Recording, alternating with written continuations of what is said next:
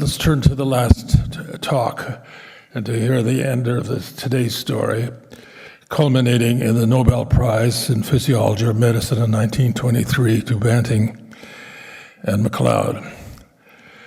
And no one better than Professor Erling Norrby from the Karolinska Institute in Sweden to be our speaker on this issue. We've become friends with Erling Norrby because he's been at our Toronto events the last couple of years, so we kind of feel that he's part of our group. But he knows a lot of things inside at the Nobel Prize. Just listen to his record. In his youth, he was a virologist in the Department of Virology. He became its chair. They soon made him dean. All the time he was on the committee for about 20 years relating to the selection of the prizes in physiology or medicine. He was on the Nobel Foundation for a while. And then his versatility was recognized by the Academy in Sweden when he was made permanent secretary, so he developed an alliance with those in chemistry and physics. So it's such a broad background. Where do you get this? And then he became an author. And just as we've seen in the history of the insulin discovery, it's important to write about these things, to research it, to have it right. So he has written stories in his first 5 books about those who won the Nobel Prize, but they're enlarging stories because they talk about the current situation, let's say in a given observation, let's say the nature of DNA structure, and how that, so there's earlier preamble on how it developed, and who else might have been considered than those who were considered, and what the outcome has been for understanding of biology and indeed medicine. So such a person is Erling Norrby. So I'm going to ask him to come up and give us the 6th talk today, and he's given us an interesting title, A Nobel Committee Uniquely Following Alfred Nobel's Will. How often are wills neatly responded to and fulfilled? Erling Norrby.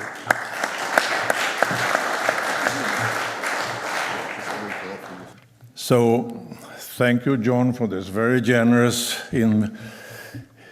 introduction, and it's a very great pleasure to kind of finish off this series of very high-quality lectures revolving around a unique Nobel Prize and from 1923.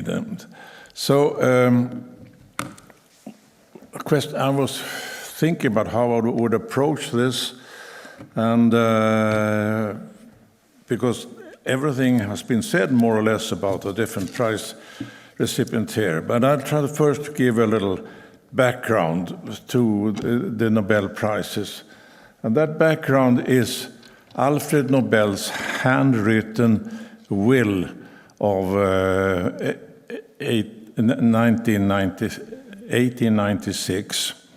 And in that handwritten and very as you can see, rather hard to interpret document is the whole designation for establishment of a prize. So Alfred Nobel was a very international industrialist, and he was quite successful as one of 3 brothers in the family Nobel, and he had no family, no one who could inherit his wealth, and he decided to make a prize.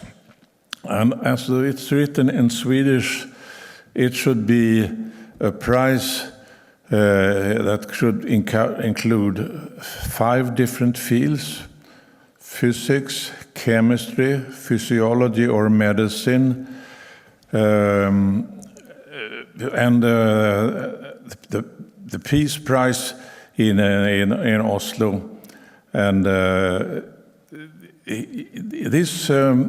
this prize was not taken with any enthusiasm, because it should be given to anyone, be he Scandinavian or not. And The Swedish king didn't like this, but anyhow, and there was one further problem. There was no one that could take care of the inheritance, because he had these various bodies engaged: the Royal Swedish Academy of Sciences, the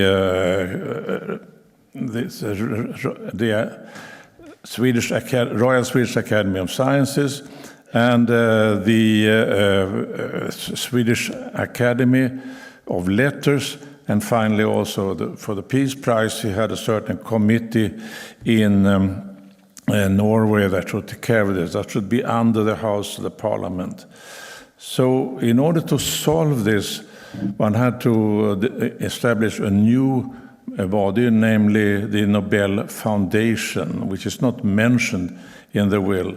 But now the Nobel Foundation could be the recipient of the money, and also be responsible for caring that it was well kept with time, caring for the legal aspects, and also be responsible for arranging the prize ceremony. So this was all gathered in one body. But remember then that the Nobel Foundation is not the one who gives Nobel Prize. It is the prize-giving institutions. And again, it is the Royal Swedish Academy of Sciences, the Karolinska Institute, the Swedish Academy of Letters, and the body in Oslo that is responsible for the Peace Prize. Now, I've come involved in the field of Nobel Prize because I had the privilege on more than 20 years to be involved in the work at the Karolinska Institute, and I could speak at length about that, about the joy it was to be a part of carrying the responsibility to try to select the Nobel laureate of the year. And eventually, when I came into more of my retirement years, I've started to use the unique documentaries that we have in our archives. But it takes some patience, because you have to wait for 50 years before you can get access to the various archives. And that means that with time, in fact, there has been, as you can see, 5 different books. The first book was a little more general, and it's about the system and how it works and so forth. But then from book number 2, up on the top right, I'm doing it over a 3-year time period, 1960, 61, 62, and then continuing on 63, 64, 65, and so forth. And that's why it's been so far 5 books. I'm working on the 6th book now, which will be in 1972, 73, and 74. These archives are absolutely extraordinary because it's a real-time evaluation of knowledge. And originally, as you can imagine, it was mostly the Swedish advisors were used, but with time it became more and more international, and the languages used has switched from Swedish to English on occasions. But still today it's helpful if you have Swedish as your native tongue when you evaluate these archives. Already in the first book, I noticed that there were some special prizes, and I call those unusual Nobel Prizes. And here you immediately find the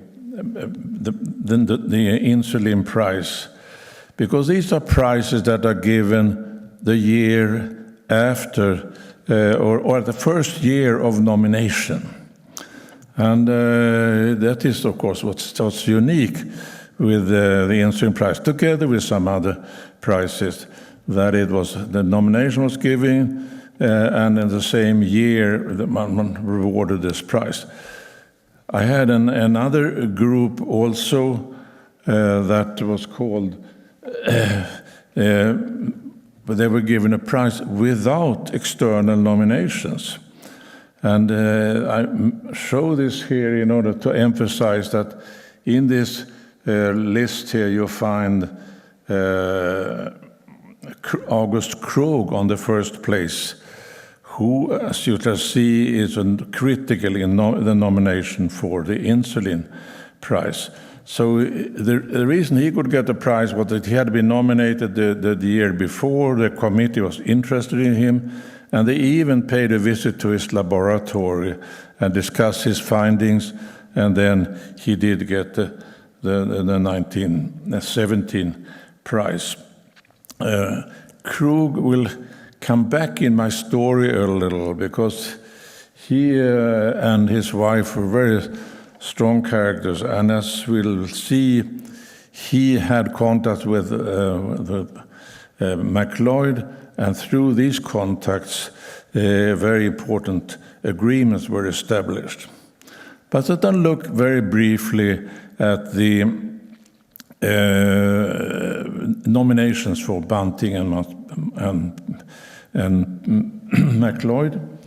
And you see there's only a limited number of nominations. There are 4 of them, and it's August Krogh who is the one that brings forward Banting and MacLeod. And all the other nominations are, 2 of them are for Banting and 1 is for MacLeod only. Later on there were 3 nominations, but they were after the date of final submission. They were actually during the autumn of 1923. I should mention that only invited people have the right to nominate, and those that nominate need to submit their nomination before the end of January. That's when the work for a particular year starts. Many strong characters have been involved in the Nobel work, and I want to mention just 2 here. One is Jöns-Åke Johansson, who is a very special an important person in this. He worked for 3 months with Alfred Nobel himself down in Paris. He was a physiologist, and this was probably in the end of the 1980s. And but when we come to 1923, he is the chairman of the board, and he knew both Nobel's intentions, and he had some experience already of working in the Nobel Committee. And the other is Göran Liljestrand, who is a pharmacologist, who one could call almost a permanent secretary, because he became secretary in 1920 or a little later, and he stayed in this position for more than 40 years. And so he knew the Nobel work from the inside and out. So these were important people. Now, what about how were these nominations handled? And there are different characters here that are involved. One is a professor in physiology, and so the analysis here is that this guy's Sjöstrand is that since you can see the text when it comes to the possible awarding on the prize, and I side with the nominator. He is in agreement with Krogh that both these 2 nominated people should receive the prize. But this discovery was so new, and I mean it was truly the year before, that not much more information was available. But there had been a conference on physiology where these participants here could gain some insight, and so he finally comes to the conclusion that yes, that MacLeod has been the leader, and Banting has been the person who really coming up with the idea, and that the 2 of them are the proper Prize recipients. There was one more nominator, which we have on this picture, who also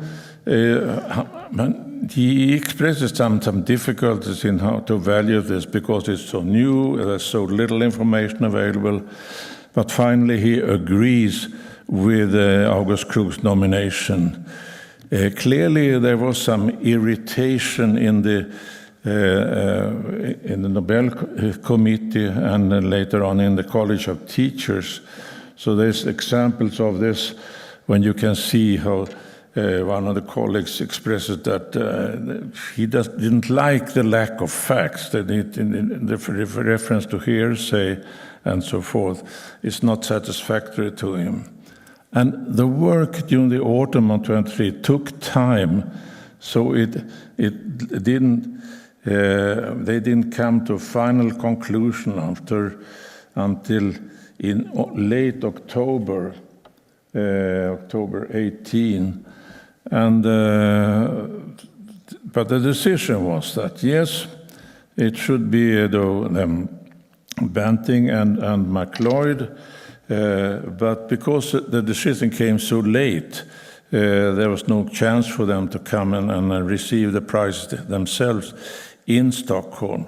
And the prizes are always handed out on December 10th, which is Nobel's death day, and they couldn't make it, so they gave the Nobel lectures later, as we shall see.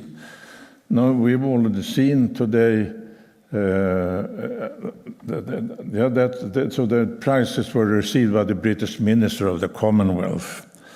But we have seen this today, that the diploma, the beautiful diploma that was given to both these prize recipients, and it's signed by all the members of the College of Teachers, and about 22 people. And of course, there is also this beautiful medallion and this show that the signature of that say, let's improve life through science and art. And I like that combination of science and art, which is expressed in this beautiful medallion. So the Nobel lectures were given much later.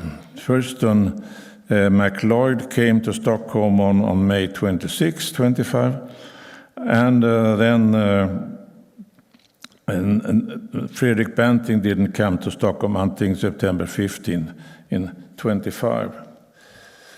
Now, the discovery of insulin was an enormous advance, and we've heard fantastic presentations here about what impact it had on the treatment of diabetes and so forth.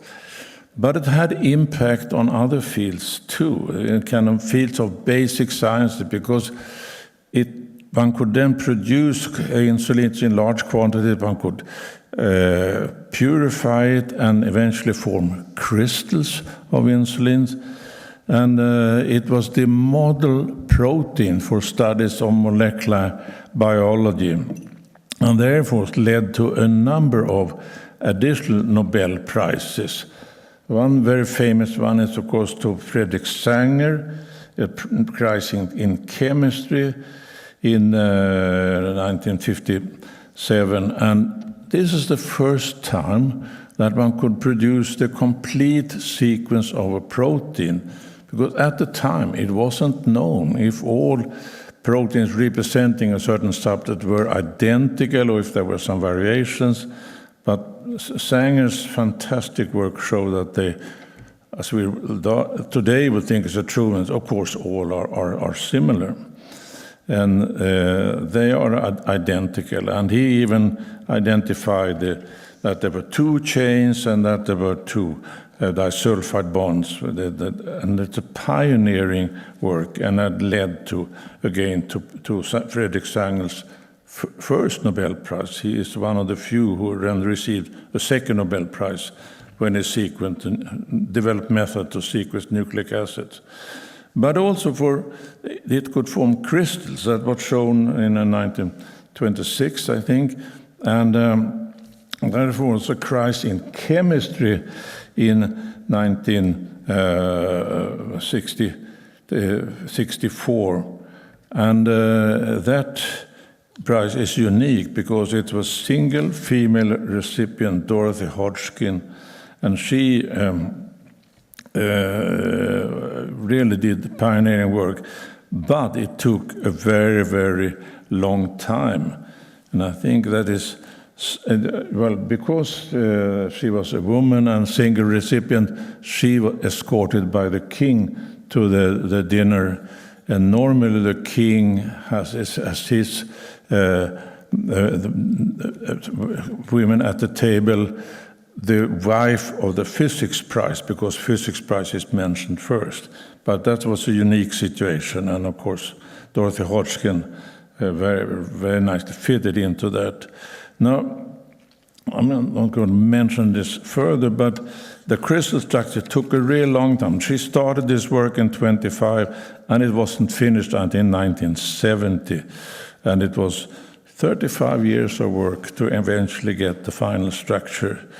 And one can depict this structure in different ways.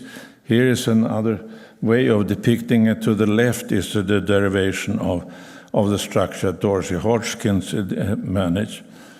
Today, if you have the amino acid sequence like you have for insulin, you can use a new AI technique called AlphaFoil, and you can, within a few minutes, determine the three-dimensional structure of insulin. So techniques are advancing and enormously, rapidly.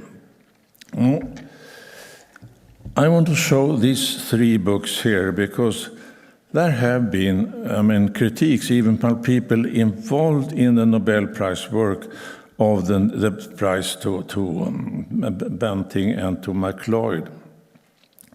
And in the left book, which was the third edition of Nobel and the Managed Prizes, there is a summary analysis of all the prizes in physiology and medicine. And the two authors, originally, it was the pharmacologist that was the permanent secretary of the Göran Liljestrand, but then Carl Gustav Bernhard, who is a physiologist, has supplemented that. And it's in fact rather critical analysis of this. And one can find of the prize to Banting and MacLeod, in particular MacLeod's part that has been questioned. And this has been repeated later by rather respectable colleagues in Stockholm, people that I have worked with, like Rolf Luft and Jan Lindsten. In fact, Jan Lindsten and a colleague wrote a paper just 2 years ago criticizing this prize. And all I can say then is that Nobel committees never respond to any critique.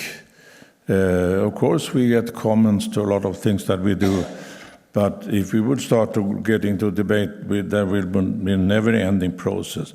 So by principle, you can never get a comment that is representative of the Nobel Committee because it doesn't allow for any room for criticizing itself. But individual members can do that. But then you have to recognize that this is a contribution by individual members and nothing more than that. Now, for my own sake, I wrote about the insulin prize in my first book. I learned a lot by reading Michael Bliss' book, but it, of course, is way out of my field of competence to review a prize for insulin. But that was very helpful. And then I had the privilege of being invited by John to be in Toronto last November, and then I learned a lot more about the complexity of this and about the individual then individuals that were competing for a prize, the 4 individuals that we heard about. And I learned amazing things about, not least MacLeod, but all of them. And that has been then supplemented today by elegant presentations that gives an open discussion for what would have been the proper choice for the prize. I have a third book here also on August Krogh, which is interesting because he was only nominated for these 2 candidates, and he had interactions with MacLeod in 1922 in November. That had major consequences. And I think I had that mentioned here in this MacLeod's background, but he met with Krogh in 1922, and that led to the establishment of the Novo Nordisk company. And it is an absolutely remarkable success story, and I won't dwell on that, but I've been to the celebration of the Krogh Prize, of course. But what has happened is that the development of the field has been said that not only can I use the drugs for diabetes treatment, but also anti-obesity treatment. And today, the turnover of the company Novo Nordisk is larger than the whole Danish state's turnover, and the gains are enormous. So talk about eliciting major consequences with the discovery that it is. So let's come to a conclusion of this. And so now I guess you ask me to tell what would have been the right Nobel Prize in 1923. So, having listened to all what you told here, and these are impressive. I should mention that Nobel, in his will, you can give a prize in physics for a discovery or an invention. In chemistry, you can give a prize for a discovery or an improvement. But in physiology or medicine, you can only give for discovery. No, so and if we take them alphabetic order, Banting, clearly, he's the person who got this all started with his very, very controversial personality and his very erratic behaviors. But without him, this process had never started. So one cannot deny him as being a part of discovery. Best, at the time, now you should remember that Banting, when he received the prize, he was 32 years old. That is the youngest recipient of a prize in physiology and medicine. The one who comes closest is Josh Lederberg at 33 and Jim Watson at 34. So still today, Banting is the youngest one who ever received a prize. What about Best?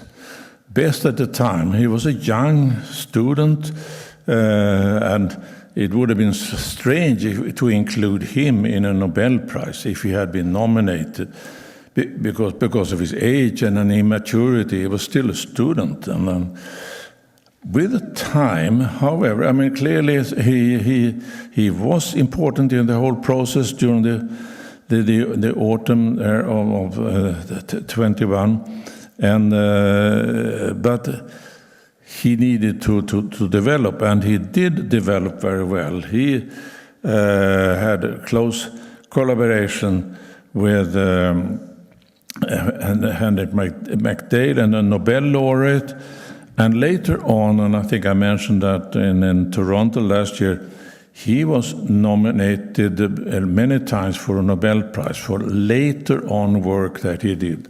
And he was nominated by Henry Dale and evaluated by Ulf von Euler. And he was considered worthy of a Nobel Prize, but for another kind of work that he did later on. However, in the competition that there is, he never received a prize. I would say that the best you could say, but he wasn't an important person in the early process, but he was not contributing to a discovery, and at the best, perhaps some improvement. Collip, I have a major respect for his one, and it's been so well presented here. He was a very, very powerful chemist, and no question about it. If the prize would have been also for improvement, he could very well have merited for that. Again, he also developed his science very effectively. He was nominated many times for Nobel Prize, but eventually he never received it. And of course, as you can understand, there are many of those people who have made major contribution, but there's only one prize per year. So what about MacLeod? I think the way I've learned to know his work from the excellent presentation that we've had here, without him, there wouldn't have been a discovery. And his contributions were in many different directions. So he clearly did, and he's the one that's been criticized that Banting really was the one who pushed the whole thing, but there's a number of examples of his very solid contribution, and I think therefore that the Aberdeen University should be proud of having this Nobel laureate, and the recent fantastic morning we had with inaugurating the more extended statue, which also highlight that there were others who did important work. This is something I should be proud of. I thought that I would perhaps introduce this discussion about